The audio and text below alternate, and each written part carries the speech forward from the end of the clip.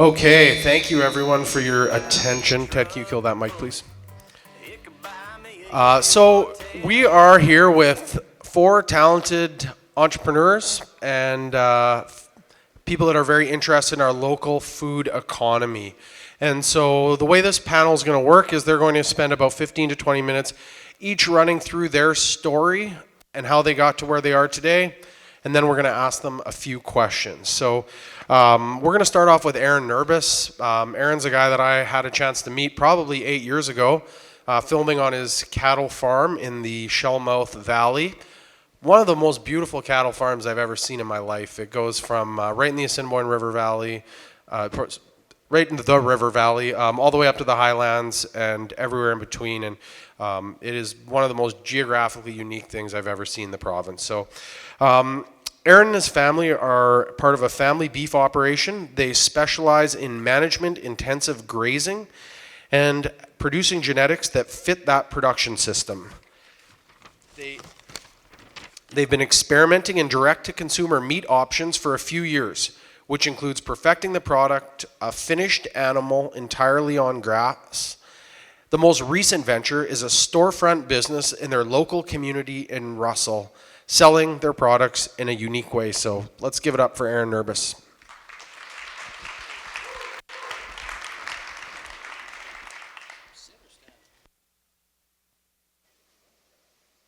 Okay, I'm going to remain sitting, very casual. I like it.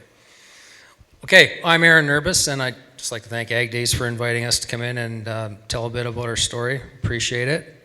And I'm a little concerned here because I was walking around earlier and I met quite a few friends and classmates, and they said they were going to be in the front row. I don't see them. So, all right. Anyway, yeah, so my daughter's with me today, Emerson. She's right there in the front row. She's in the front row, and her friend Chloe. So thanks for coming, Emerson. Emerson's actually quite involved in the store, and we'll get to that in a little bit. Okay, so I think I have about 20 minutes, but Steve said a little less, so I'll try and rip through this pretty quickly. But I thought it was important to share kind of a preamble about our farm first. So that's our sign when you get to Shellmouth. So we are a cow-calf operation, and we do sell genetics as well. Sell breeding bulls and replacement females. So that's where we're located on Google Maps, the red pin there. And the E Butchery is also there too. That's in Russell, Manitoba. So we're about 18 miles from Russell to our farm. We're actually very close to Asitipi Ski Hill. It's only about a 5-minute drive to the east of us. Here's just a couple scenes. Like Steve said, it's a very picturesque place, and we're fortunate. It's perfect for a cattle operation. We've got lots of bush, native prairie tame forages. We've got transition hillside into the valley where we have a lot of water sources, and we also have the valley bottom, which is a highly productive area for us. That's what we do in winter. That's basically bale grazing. So we set up a bunch of bales, and that's what we do. We'll go on autopilot for the winter, and the cows just kind of do it themselves. It's pretty simple. So a bit about who we are. There's 3 families in our operation. Myself and my brother are 3rd generation on the farm. Both of our wives have professional careers outside of the farm, and we both have 2 kids each. I have 2 daughters. He has 2 sons.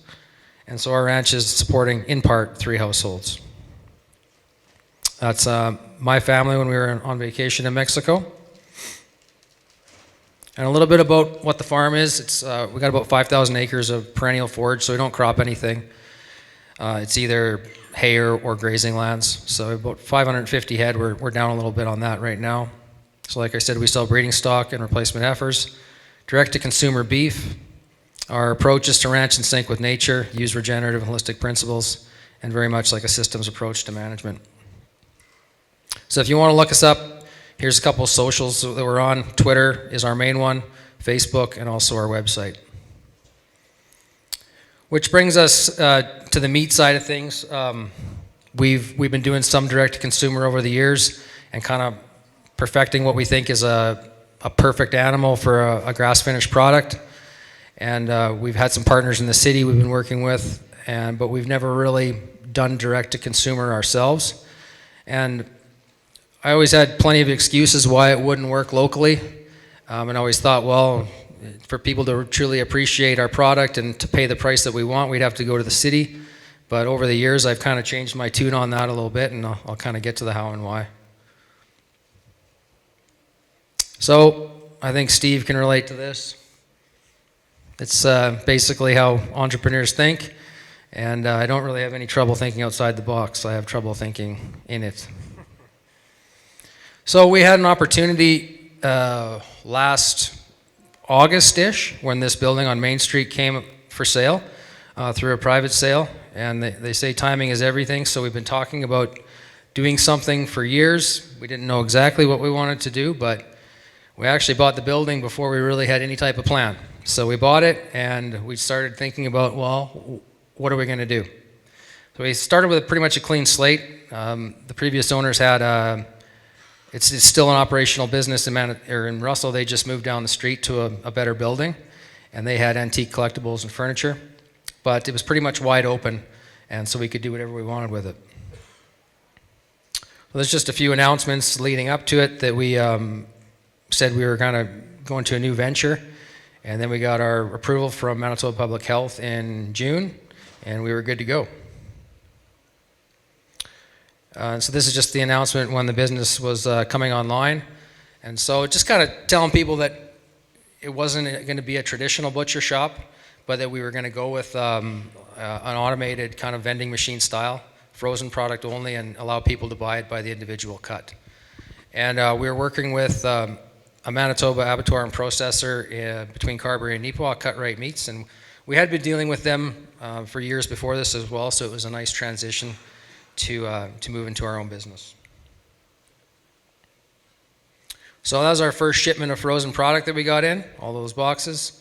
And the bottom right-hand picture is our middle room in the store where we have our inventory. So we bought 5 very large chest freezers, and we do batch kills, 3-4 animals at a time, and fill the freezers, put them through the retail, and then kill as required for the next batch.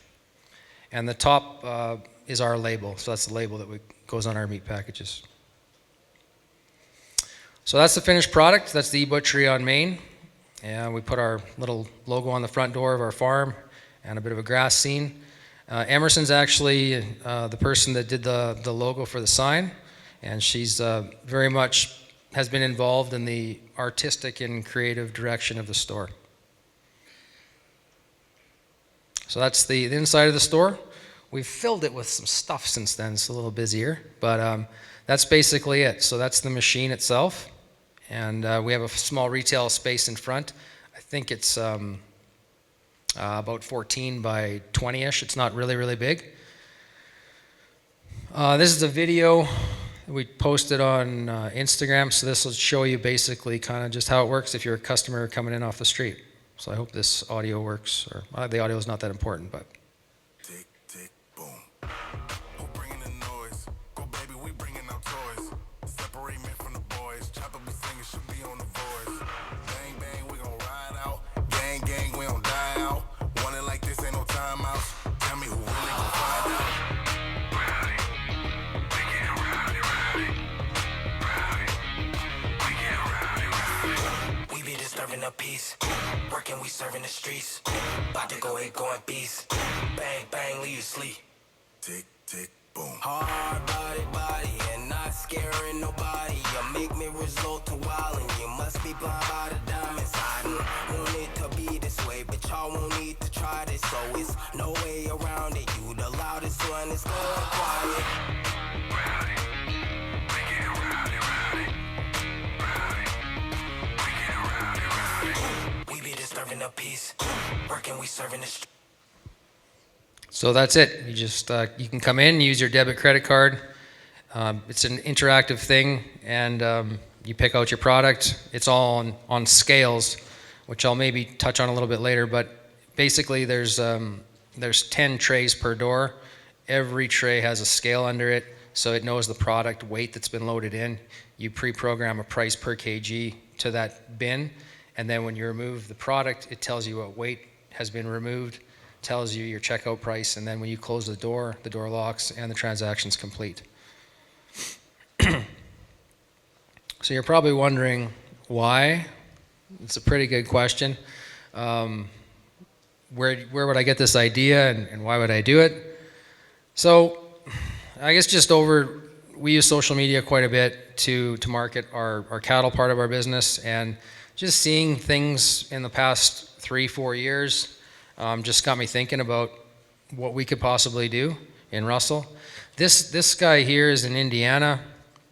It's basically like an Amazon locker style thing where you order online, pay ahead, and then you basically just drive up to this thing, and those are all frozen lockers, and you put in your code and the door pops open and you remove your box. It's pretty cool. I don't think something like that is necessarily a fit for a small town like Russell, but very, very cool. Another one that inspired us was Wolke Farm in Australia. This is a membership style store where you need a code to get in. Everything is there's fresh and frozen product, all in open coolers like this. And basically you take product out, every product has a barcode, and then they have their own app, which you need to scan the barcode, and then you go through a checkout online. But it's very much on an honor system. Like you take the product out, and it's up to you to scan it and pay for it. I'll let this video play, and then I'll talk about it afterwards.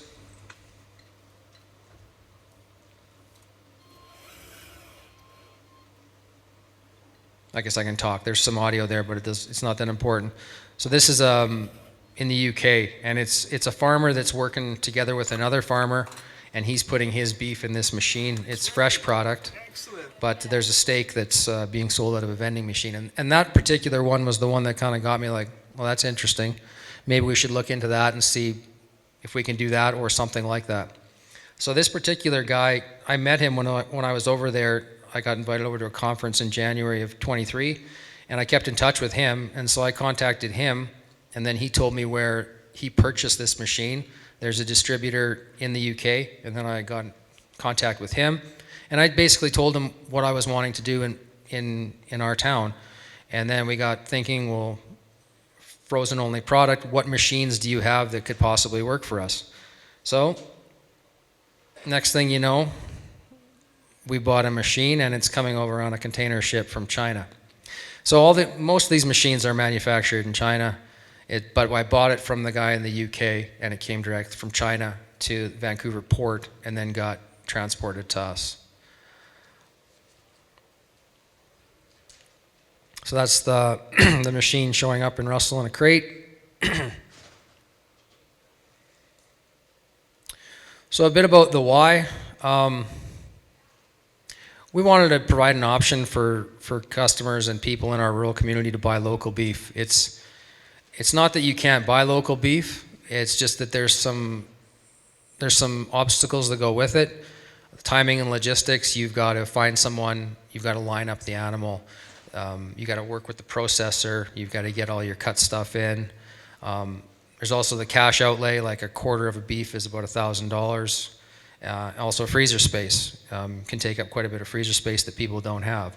So I thought, well, what could we do that kind of alleviates those issues?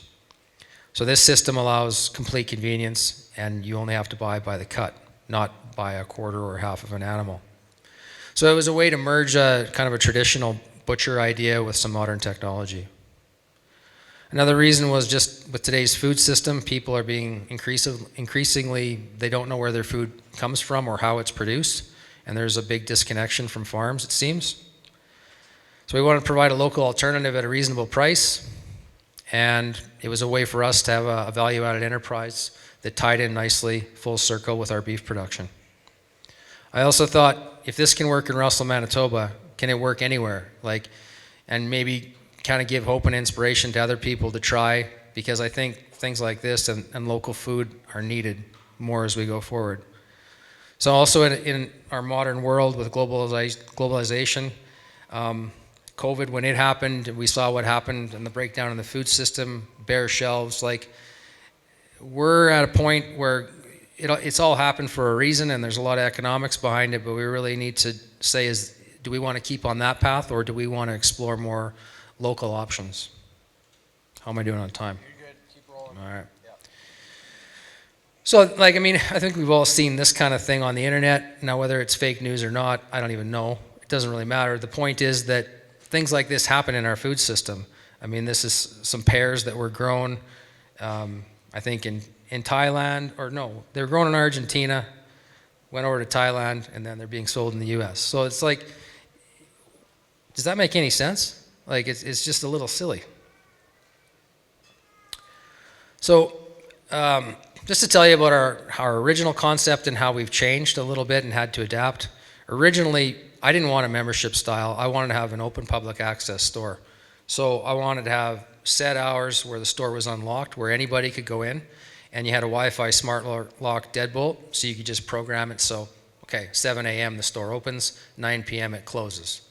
And people could just come in and buy whenever they wanted. You wouldn't have a membership. But the problem is that this particular machine, it was not designed for frozen beef sales. And the vending industry in general is not set up for high dollar items. So we were kind of basically trying to retrofit a machine that was made for another application for what we wanted to do. And as it turns out, there's challenges, hurdles, and limitations to that. So we found that there was limitations on our pre-authorization amounts, the maximum purchase amounts that restricted us in having open access. There was just too many security risks. To make a long story short, somebody could pre-authorize for this machine, 250 is the max. They could open the door, they could clean that whole side right out and take $1,000 worth of product out, and they'd only be charged $250. That is a bit of a problem. So we've had to pivot. Another problem is that when I brought it up, like, can we make changes to these pre-authorization limits, or is there another way to do this based on what we're trying to accomplish? And the answer was pretty much no, unless you want to pay like 50 grand, because no one else was asking for this, just us, and integration takes dollars and time. So it's something that we're going to revisit in the future, but for now, we've got to work with what we've got. So we moved to a membership style. So customers at the start used a Google form to provide personal info.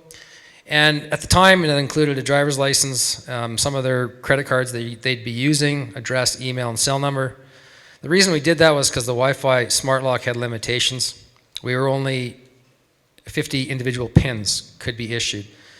So we had to use group codes.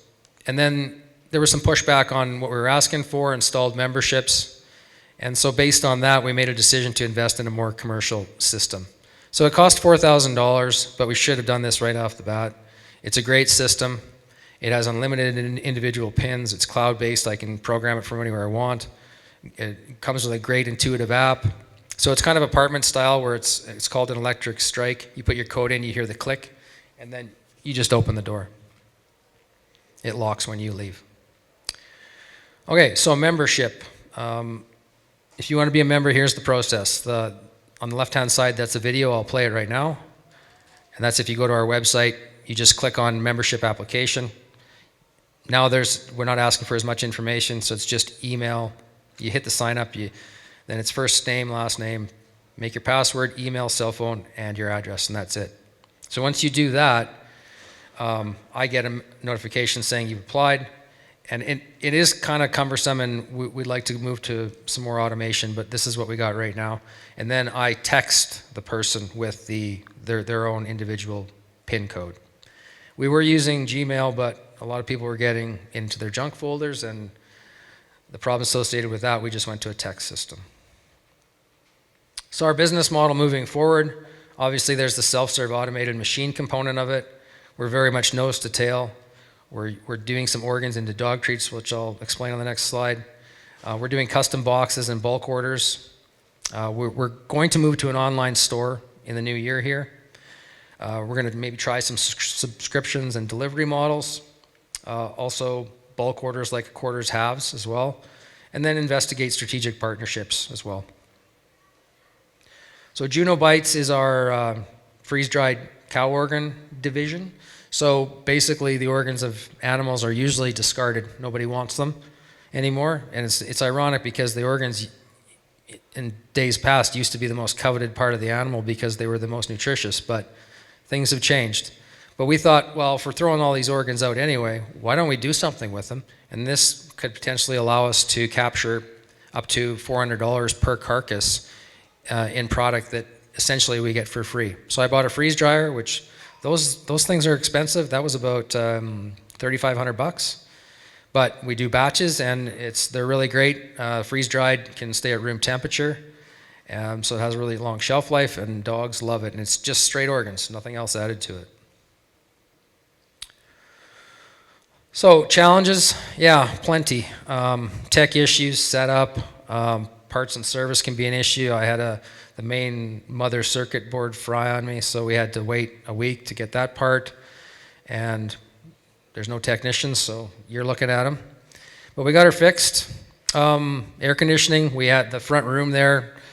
It has a west window, and that machine actually puts off a lot of heat. So when it was really warm in summer, it was a sauna in there, and I didn't want to melt the machine, so we got a little air conditioning unit and set it up. Problem solved. It's become quite apparent that you can't expect just to put a vending machine in a building and expect it to be a great business.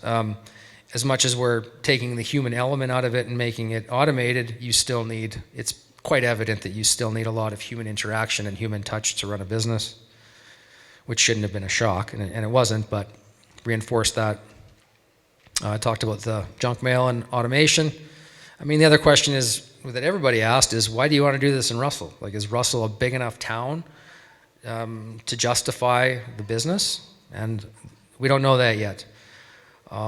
We wanted to give this business a full year and then reassess it, basically, and see if the proof of concept is there.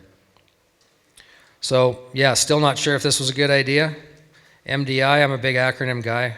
MDI is $1 Million Idea. And this isn't it, but we'll see where it goes.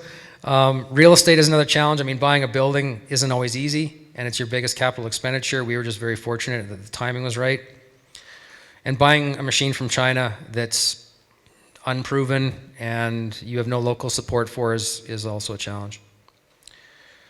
So here's a couple vending machine cartoons that I can relate to. I'll let you let that sink in. Victories. So as you can see on the top there's Emerson and Sasha. Sasha's my brother's wife. Both of them have been heavily involved and have shown interest in the business. And we split shifts, like we still do some staffed hours.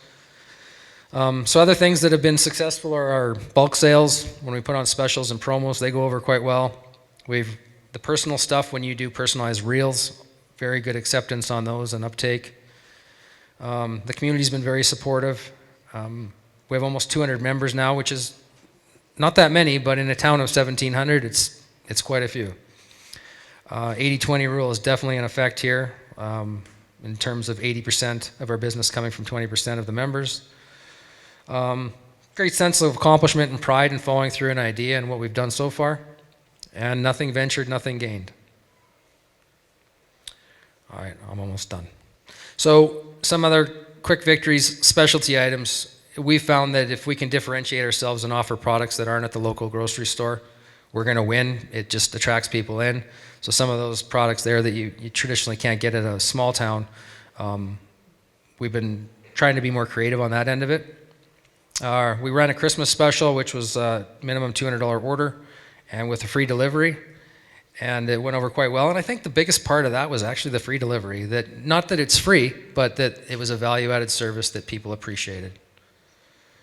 We had a local business reach out to us that did a staff Christmas party, and they did 40 bags for their staff presents at $100 each, so that was a really good sale.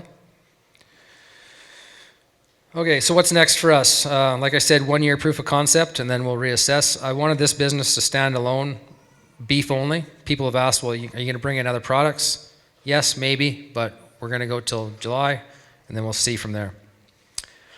We have conservative sales targets, and we really have to assess this machine and see if it's the right one to go forward with, or if we need to tweak that.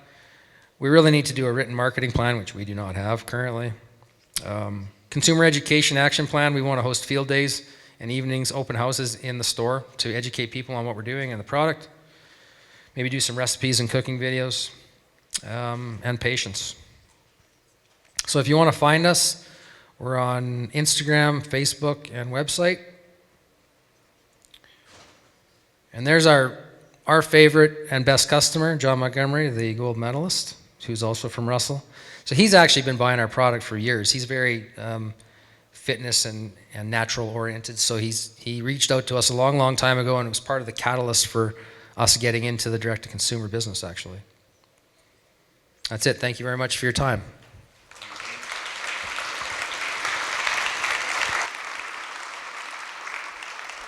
Thank you very much, Arron. And if you find yourself in downtown Russell, you got to stop in because the product is truly remarkable and the store is a great experience. So we're going to get back and hammer on Arron with a few more questions a little bit later. But now we're going to move to Chris and Lindsay.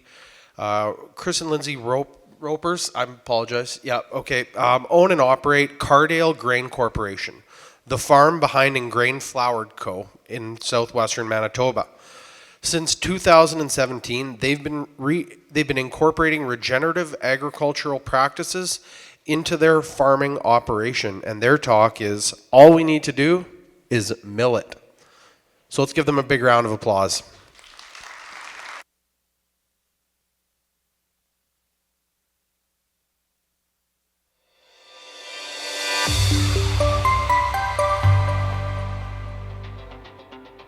Hello, my name is Chris Rauper, owner and founder of Engrained Flour. The idea for Engrained Flour stemmed from simply wanting to provide a field to fork grain flour product from the heart of wheat growing country. We use regenerative practices such as in-season nutrient analyzation and foliar application of plant-desired nutrients to keep plants healthy through nutrition. We have greatly reduced the need for chemical on our crops and do not desiccate our crops. Finally, we mill grain and package it without fortifying or bleaching, giving you, our valued customer, a nutrient-dense, high-quality flour to use in baking bread or pastries. From our family to yours, enjoy.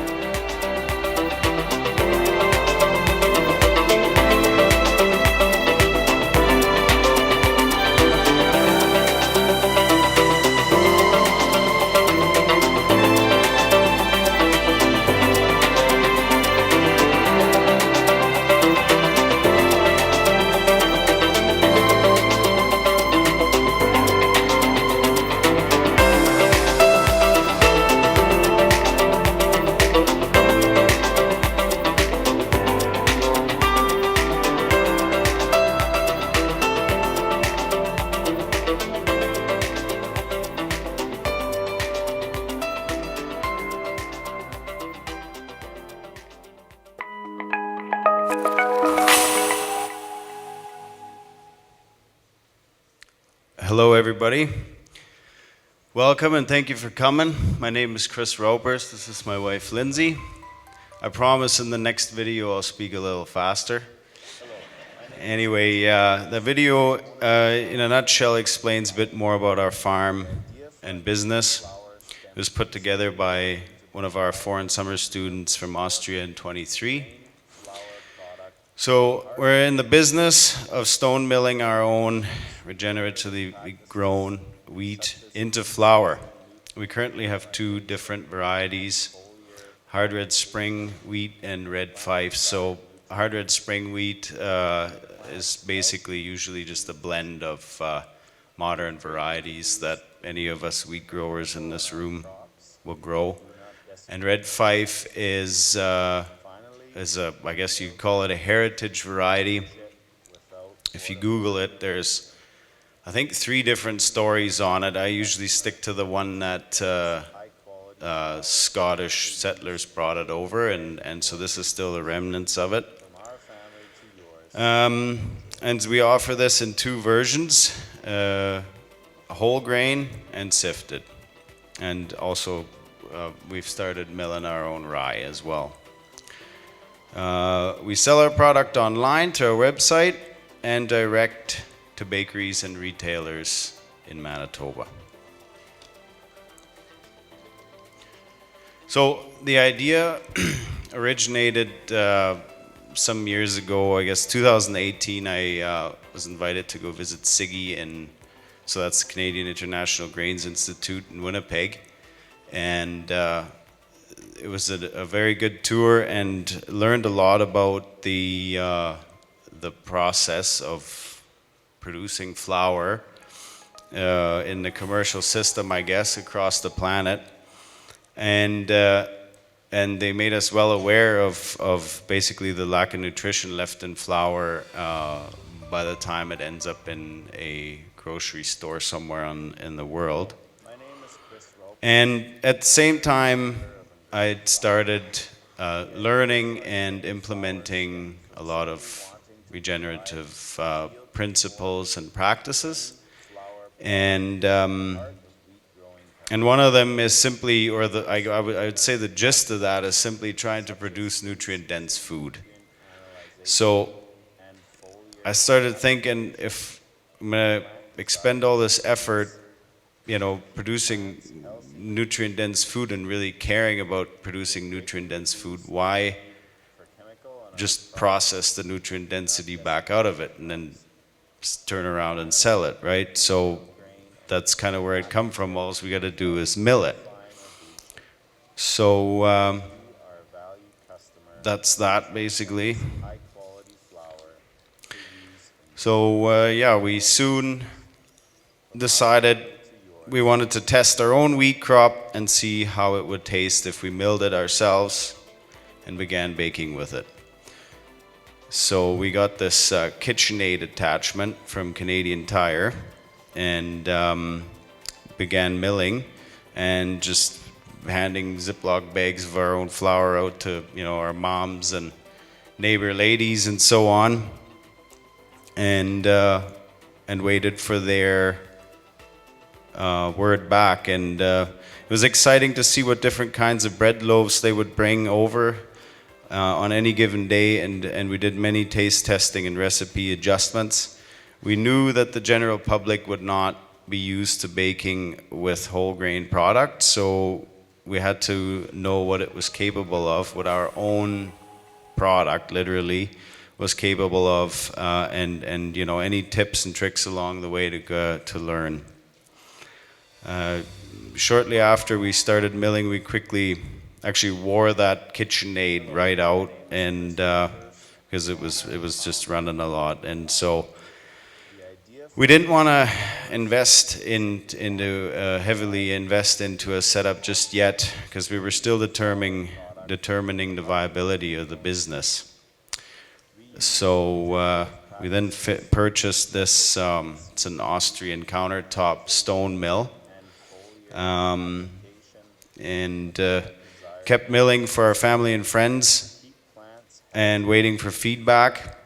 And so this little guy, more or less same thing, you'd mill for 20 minutes straight and then the motor would overheat, and that was that. And we thought initially we were going to go into big production with this thing. And so I actually went as far as calling the manufacturer, and they said, yeah, sorry, this is for countertop. Like, if you want to go bigger, you got to buy bigger. So, all right. So our business model was very simple: grow it, mill it, package it, and sell it. The entire process is traceable back to us and our farm, a true description of farm to table. But before we knew if our business was viable, and before we invested too heavily, we had to get creative. So this is where custom milling came in. So I guess I should say, first of all, you see that sea can there? That was really the, when we were, okay, now we're going for it. So bought the sea can, insulated, got it approved by the government. So one side is essentially for storage. It was at the beginning, the other side for packaging. And yeah, and good place for child labor, as you can see in the picture there. Any family business would know about that. And however, we knew eventually wanted more control over the process. And so I forgot to mention, so at the time we were getting custom milling done because we weren't sure yet what type of mill to buy. We were really honestly missing like an egg days of milling equipment, packaging equipment, that kind of thing. And so we just weren't sure yet what to buy, so we found an operation that would custom mill for us. We would bring the wheat there, pick up 10-kilo bags, do all the storing, packaging, labeling in this container, and that was that. So then finally, this custom miller got too busy for us, and it was a good thing in the long run. We had to go and buy something, so we had proof of concept, and out of necessity, because the relationship come to an end, it was time to take the plunge and purchase. So we decided early on we wanted to use a stone mill. It was / is kind of a trend, I guess, if you will, and to go back to the way things used to be done. And in addition to that, the stone mill is able to mill at low temperatures and volatilize less nutrients out of the flour. It was also a relatively low barrier to entry, cost effective, and was easy to set up, which was key, of course. Through a lot of research and discussion with other millers across Canada, we decided to purchase a granite stone mill from New American Stone Mills in Vermont. We purchased the combo mill and sifter. So the sifter is used for our sifted hard red or red 5 products, or rye, of course, to get a finer texture of flour. It sifts out the large pieces of bran and ends up with a flour that is light and fluffy and rises better, as it doesn't have the large bran flakes to tear at the gluten strands. But about 85% of the wheat kernel remains to keep as much of the nutrition as possible. Okay, so we had our mill and our packaging facility, and now it was time to launch as a real business. So we did what any business does, and we created an Instagram and a Facebook page. Along with that, we had a local website designer design us a very beautiful website. It's pictured on the right side there, engrainedflour.ca, if you want to check it out. There's a lot of information on our growing practices and our farm on there as well. We also soon heard from some of our ideal clients. This was very exciting to us because they reached out to us. So Chez Angela here in Brandon and La Belle Baguette in Winnipeg were both very fast adopters of our flour. I remember when we initially brought samples into James and Angie and having a discussion with them about how it might work, if they could incorporate it into their traditionally white flour products.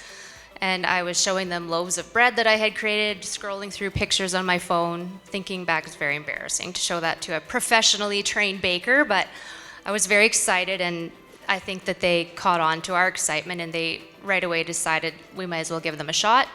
And we still partner with them to this day. We're very thankful for that partnership and their constant support of local producers. They have a commitment to source local quality ingredients, which is very helpful to keep the local farm products, such as ours and Arron's as well, alive and well.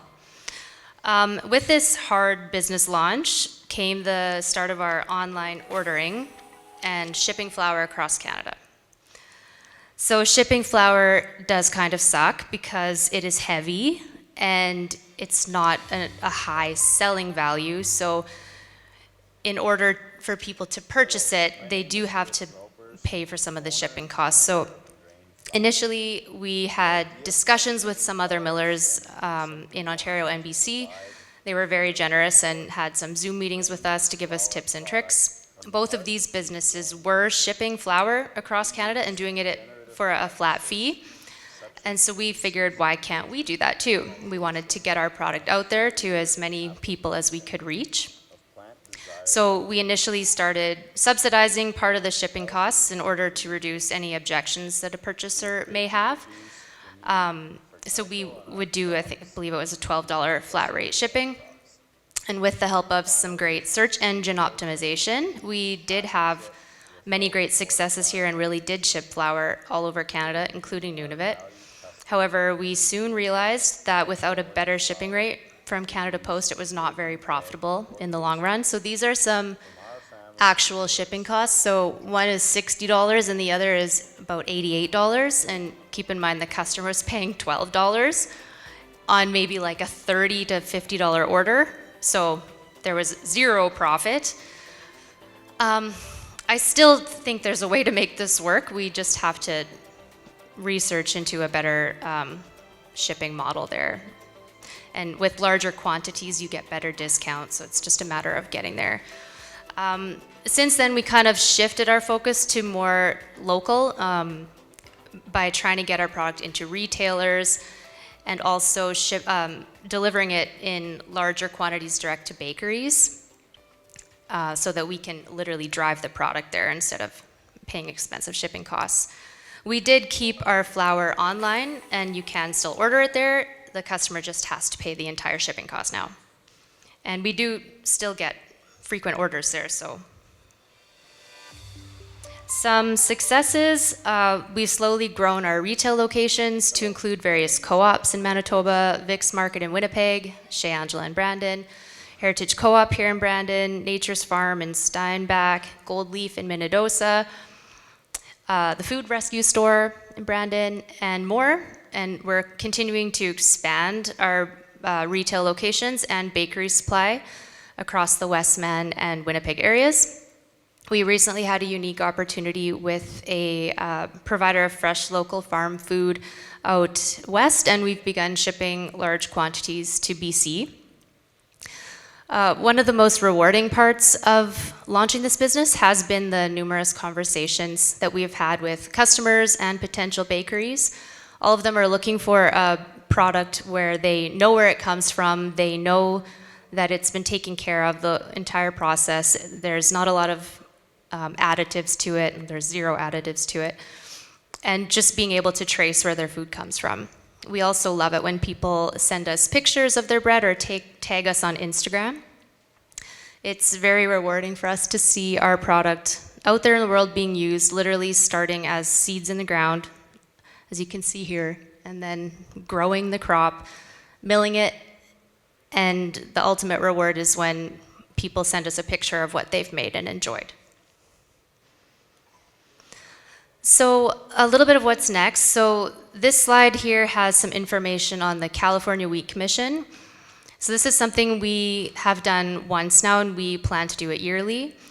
We send a sample of our wheat crop as well as milled flour, each kind that we mill, to the California Wheat Lab, and they do an analysis on it for us. They bake bread with it, and they do a lot of testing. So the whole point of this is really to have information available that we can share with bakeries when they need to know specific numbers to see how a product might work. It's basically proof of concept for us in scientific form. These results are also listed on our website, so if anyone was ever interested in reading more about that. The comments here are specifically in regards to our hard red spring sifted flour, which they said was an excellent bread baking flour. Overall, they gave it a score of 9 out of 10 for bread symmetry and crumb grain and texture. So if you're a baker, maybe that makes sense and is important to you. In addition to that, we continue to work hard at getting our product into more retailers. We have had some barriers there, surprisingly with some of our local co-ops, which is a bit of a struggle, but we continue to work hard there. We're also actively pursuing potential bakeries on our product and why they might want to incorporate it into their baked goods. We're working on transportation and storage arrangements to provide easier access to Winnipeg customers, focusing on the local aspect, potentially looking into expansion of equipment, packaging, larger storage, and eventually a larger mill.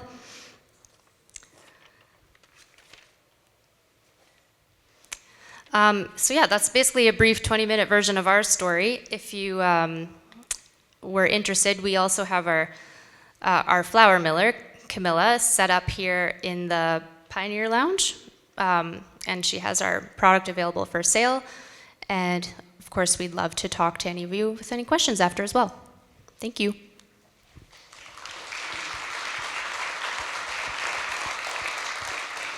Thank you to the Raupers. That's a great story of inspiring entrepreneurship.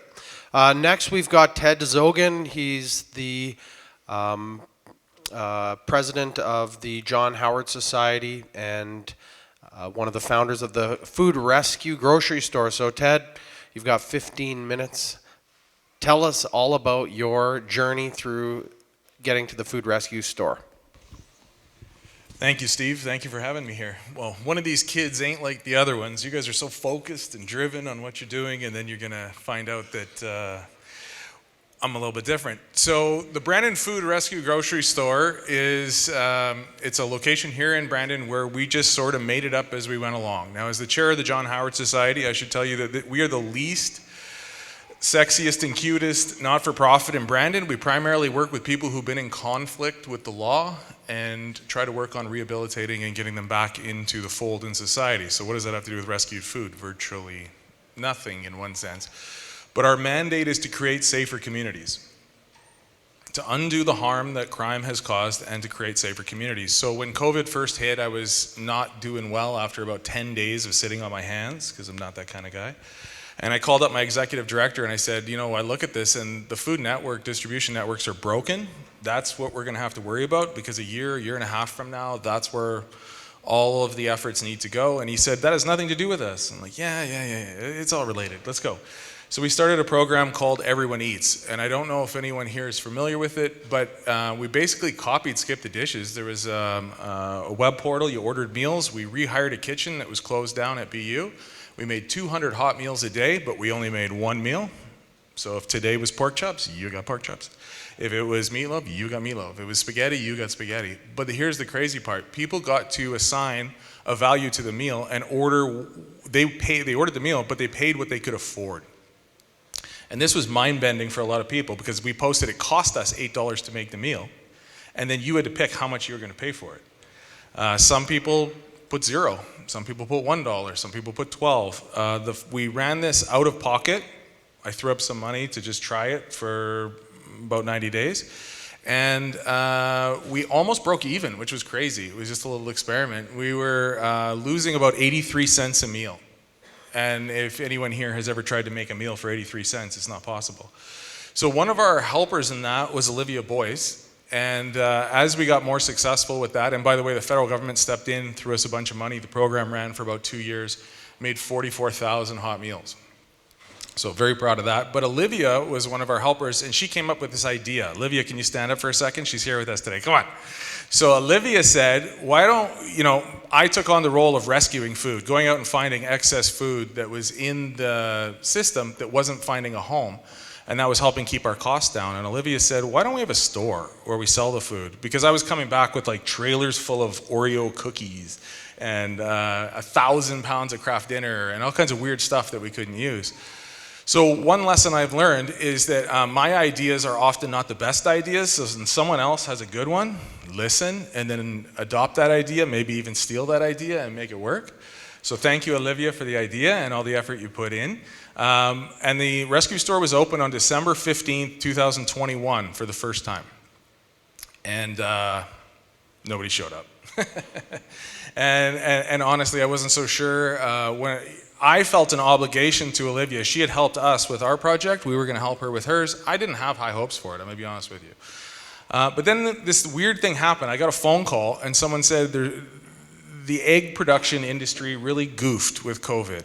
And they've overproduced, and they have like a year-out thing about how many eggs and all that. So they asked me, do you think, we know you do this food rescue thing, do you think you could move some eggs, fresh eggs? I'm like, well, yeah. Well, here's the catch. In order to accept any eggs, I had to accept 32,400 fresh eggs. Like, oh, well, I could probably only move 16,000 myself, so we're going to have to find other people to take it. So Olivia put out a notice to all the not-for-profits and groups in the area, and we said, we got these eggs, but we got to share them. We have some transportation costs. We got to bring in this 32,400. We did the math, what the cost was. We assigned a value to a case of eggs.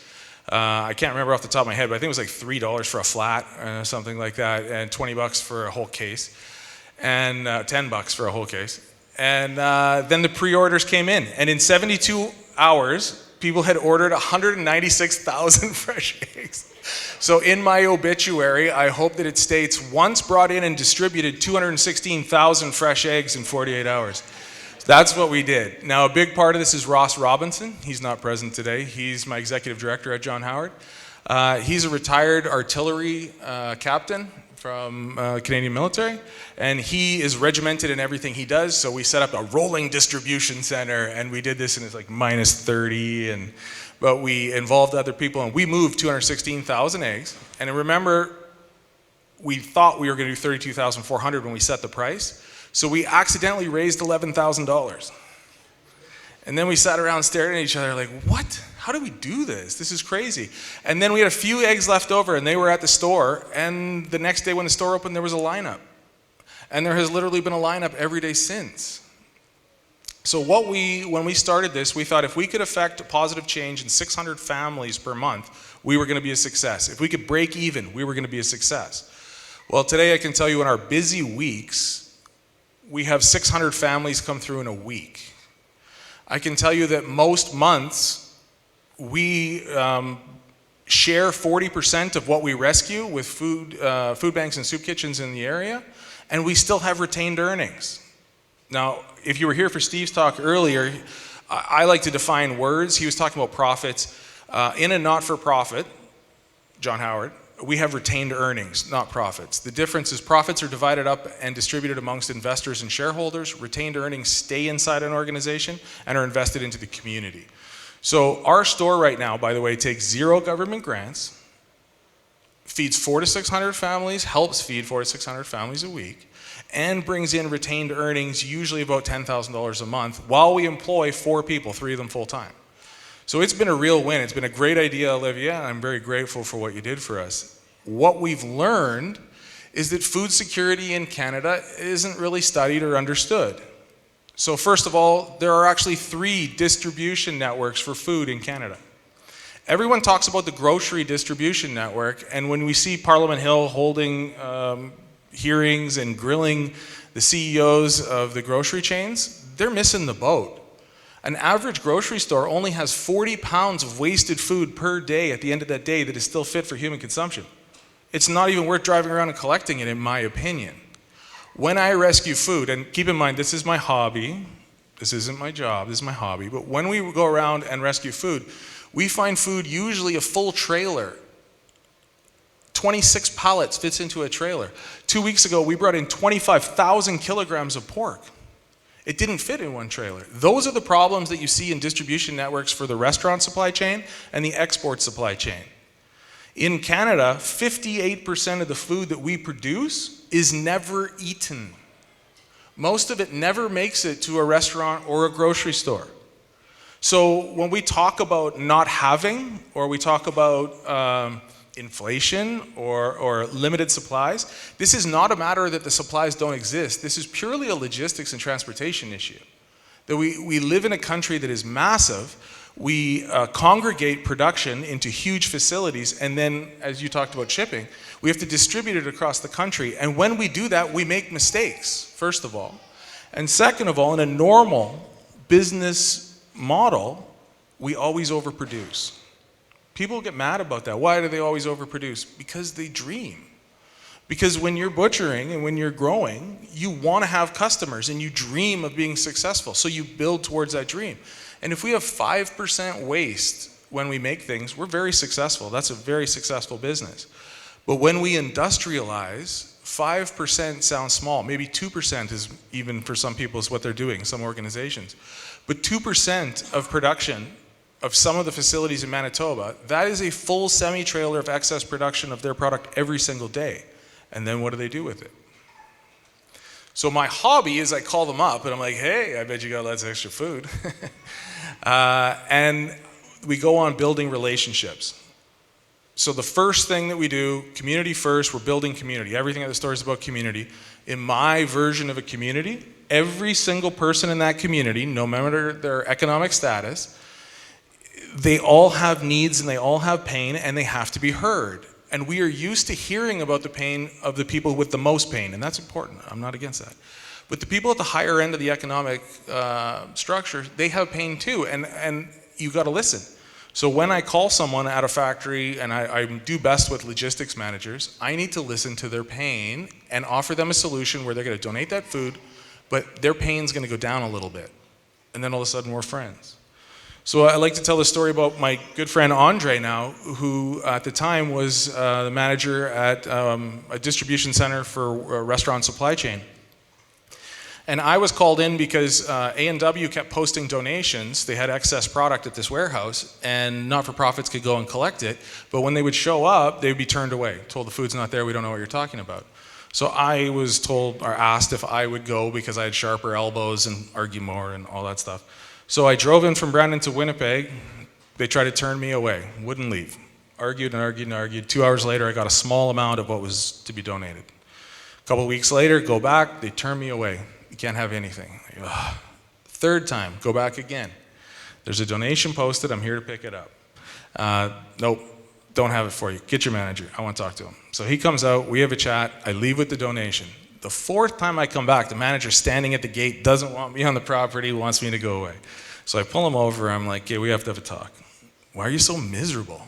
Why are you just an absolute jerk every time I'm here? And he's just red and he's upset. And he says, well, you don't understand. I don't have any paperwork for donations. Purchases, I have paperwork. Donations, you show up. I don't know what you're talking about. Okay, Andre, that makes sense. That would be tough.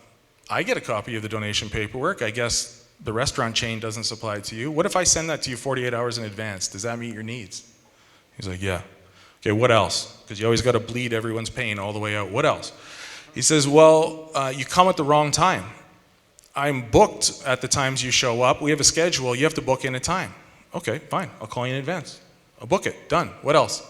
Well, I don't really have any room in the schedule, so the only time I can give you is a break time or a lunch time, and someone's going to miss their break or their lunch. Okay, how do you drink your coffee, and what do you want for a donut? And every time we show up today, we show up with coffee and donuts. But the joke of it is now all the dock workers rush out to participate and load the truck because they want the coffee and the donuts. But those are the relationships we have to build. And we did it again with the store where we have merchants, vendors, including my friends to my right here, who can place their product at the rescue store. They set their own price and we just collect a commission on the product. And that is different from rescued food, which we price at about 30% to 50% of the retail value. But it's building community. It's providing a retail outlet for a local producer. And that's a big part of what the rescue store does. I know I'm running out of time here, we're short, but I need to get to this point. The rescue store, it's there to build community, it's there to mix everyone together. There is no financial qualifier to enter the store. You walk in the door, everything that's there is available to you. Sometimes we limit how much you can take, quantity, if we have limited stock. But everyone is encouraged because we have set a price at a number that we can pay all our bills, we can continue to do this, we can continue to donate to local food banks and soup kitchens, which we had to do to buy goodwill because we were seen as a competitor, and I needed to build those relationships again. We can do that based upon the price we set, but we don't qualify. We don't say, well, you're poor enough or you're not. I don't want a community where we delineate people into people who need help and people who give help. I want people to one day get help, one day give help, and go back and forth. And that's been one of the founding philosophies of what we've done. It's worked pretty well, but it worked so well, we got so popular, we got kicked out of national food security agencies because one of the founding beliefs in Food Banks Canada is that all food should be free. And we were charging, so we were given an ultimatum. Either you become a food bank or you get kicked out and lose access to a lot of federal funding, a lot of donors, and we chose to hit the bricks because if food banks work, they work in urban settings. They don't work in rural communities. We don't have the money or the access to collate all that food, bring it in and distribute it without something that makes it sustainable. So I'm very, very proud of the work we've done. I would love to encourage you all to come down to the store today. However, I can't because overnight the sprinkler system froze and we had a cracked pipe and we'll be closed for a week. So it's the worst day it could happen while I'm sitting here. But I want you to look at alternative economic models, and I want you to think about how we built a solution that works in rural Canada. It's not popular with people who live in big cities because they don't understand it, but that's their problem. It's not my problem. I am motivated to solve the problems of my neighbors in my community. And whether or not that makes me popular, I don't really care. The food exists, we know how to get it in, we know how to distribute it, and we're doing quite well at it. So I'm very, very proud of the work we've done and all the people that are down there. But Steve, you're running out of time, so I'll shut up.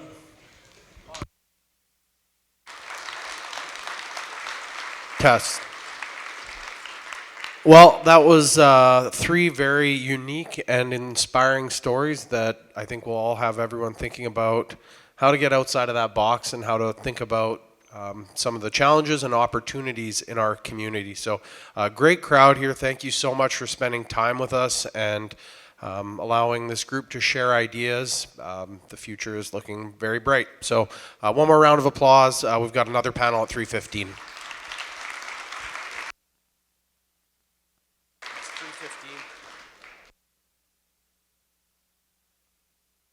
I apologize. My notes said 3:15, but we're just going to then zip through just a couple key questions. Arron, what was the lowest point on your retail journey? When were you the saddest? I had a bit of a meltdown, actually, at one point. It was about a week before we were scheduled to open, and I was having a lot of trouble just with the payment service provider and getting all that set up. It was a struggle. It's a global company, but it just to get someone, and then every time you call in is someone new, and it was just, it wasn't working, and I was under a lot of pressure that we had an opening day coming, and that wasn't a good one. But and how'd you get over it? Head down, solve the problem, and it all worked out in the end. And on opening day, we were prepared, but it was tight. Awesome. And to the Raupers, talk to me a little bit about how having direct from farm processing capability has changed the way that you farm. So currently,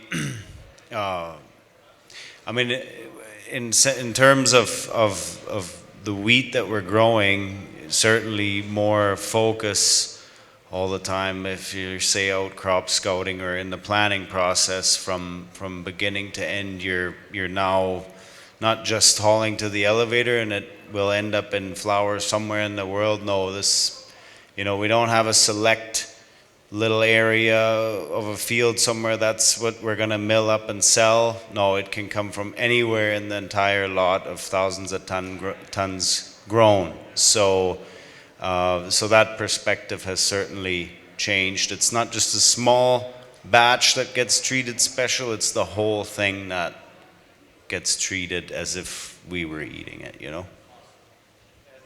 Where do you see the business in 5 years? What's your vision? Go to the bank, get a big giant loan, and move into a bigger building, and find that egg days of milling and packaging and processing equipment, and go and blow that bank loan there and put it all into this building and mill a couple 100 tons or so. I don't know. Big time. I like it. Ted, what's the vision for the food rescue store? Where do we go in the next few years? Well, first of all, we never intended this, but I was contacted a year and a half ago by Climate Change Manitoba, and it turns out that burying organic material in the landfill creates methane when it's buried, when it biodegrades inorganically without oxygen. And Brady Landfill, Manitoba's largest landfill, is clay-based, so everything we put in there creates methane. That last 2 weeks ago, that last shipment that we rescued of pork is the equivalent of 45.5 tons of carbon dioxide. So we ended up being the largest unintended climate change good story in Manitoba, and we didn't even know it. I would like to see carbon credits issued for food rescue. Right now, if we went to the Brady landfill, drove pipes into the ground, collected the methane and burnt it off, we could earn carbon credits. But if we rescue the food and keep it out of the dump, we don't. I'd really like to see that. The other thing is we've been approached by a group that wants to give us some hydroponic grow units and grow local produce here because we have the distribution end down through the store. They're looking at production. We're doing the math on that to see if it makes sense, and if it does, it would be cool. I would also really like to see our model spread out throughout the rest of Canada. We are the only people we know who do this. We've been contacted once or twice by other groups to ask how we did it. We kind of explain, and they're like, that's a lot of work. Well, yeah, but it would be beneficial to Canada, and especially rural Canada, to have another avenue to combat food insecurity. I'm not anti-food bank, I'm not anti-soup kitchen, but one of the lessons I've learned is that free is a barrier for many people when accepting help. That they think free is for someone else. If they contribute even a small amount towards their own help, they pat themselves on the back and they talk on Facebook about what a great deal they got. But if it's free, a large subset of people will self-select out, and they will suffer far worse than they need to out of a personal choice. I would like Canadians to have a choice to go to a food rescue store and get the help they need so they eat. Awesome. Last one for all three guests here. What's the 1 minute Cole's Notes advice on people that are thinking about getting outside of the box, doing something entrepreneurial in our rural communities? I'll start with Arron. What advice would you give people? Do your homework. You have to be passionate about it, for one. If you're not passionate about it, I mean, good luck. Like, you really have to believe in what you do. That's a big part of it. But do your research, find mentors, find other people doing stuff. You don't have to do it all on your own. And the other thing is, I think, just don't be afraid to fail. Too many people don't chase their dreams because they're scared to fail. And so take a leap of faith and just do it. Love it. Thank you. Ted, what's your advice to folks here thinking about booting off a social enterprise or rescuing 250,000 eggs? What would you say? An 80% solution is generally good enough to start. You don't have to have everything figured out. I always tell everyone the mistakes we want to avoid are fatal mistakes. The non-fatal ones are wonderful. Let's try them all. Just don't make the same one over and over. Go out and find new non-fatal mistakes to practice. Thank you for that. And the Raupers, what advice would you give to aspiring agro entrepreneurs? I would say you're always going to find the reasons why you shouldn't pursue something. So really just getting the courage to try. You're never going to know if you don't try it, and you might regret it if you don't. So do your research, start small before you invest heavily, and just see where it might take you. And like you say, re-evaluate in a year, and if it's not working, that's fine. It's not a failure. You tried it, so that's a success. Awesome. Thank you so much. And once again, appreciate everyone's time and enjoy the rest of Manitoba Ag Days.